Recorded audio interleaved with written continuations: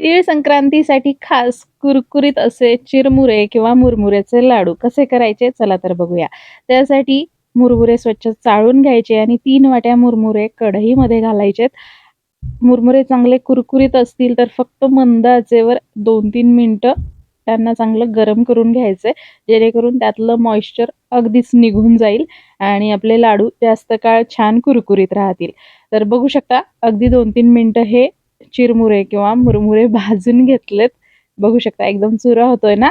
आता ते काढून घेतलेत. आता कढईमध्ये 1 टीस्पून एवढं तूप घालायचे. ते गरम झालं की यामध्ये 1 वाटी गूळ घालायचा आहे. तर 3 वाटी मुरमुऱ्यांसाठी 1 वाटी गूळ वापरायचा आहे. गूळ चिक्कीचा वगैरे नाहीये, नरम असा गूळ आहे.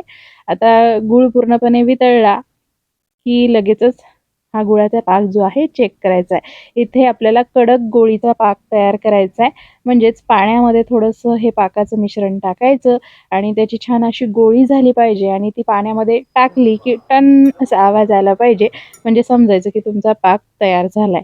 तर इथे आपण पाक करताना पाणी अजिबात टाकलेलं नाहीये. तर गूळ वितळला की लगेचच हा पाक तयार होतो बघा. गॅस लगेच बंद करायचा आणि परत 1 चमचा तूप यामध्ये घालायचंय, जेणेकरून पाक पुढे जात नाही आणि आपले लाडू छान कुरकुरीत होण्यास मदत मिळते.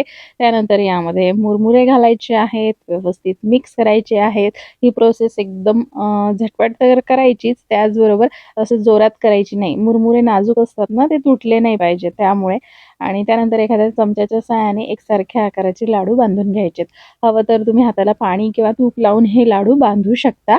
हाताला हलकंसं पाणी लावून हे लाडू बांधले ना, की मग लाडूला छान आकार देता येतो आणि हाताला चटके वगैरे बसत नाहीत. तर अशा पद्धतीने हे लाडू इथे तयार झालेत. तुम्हीही करून पहा आणि रेसिपी आवडल्यास नक्की लाईक करा. धन्यवाद.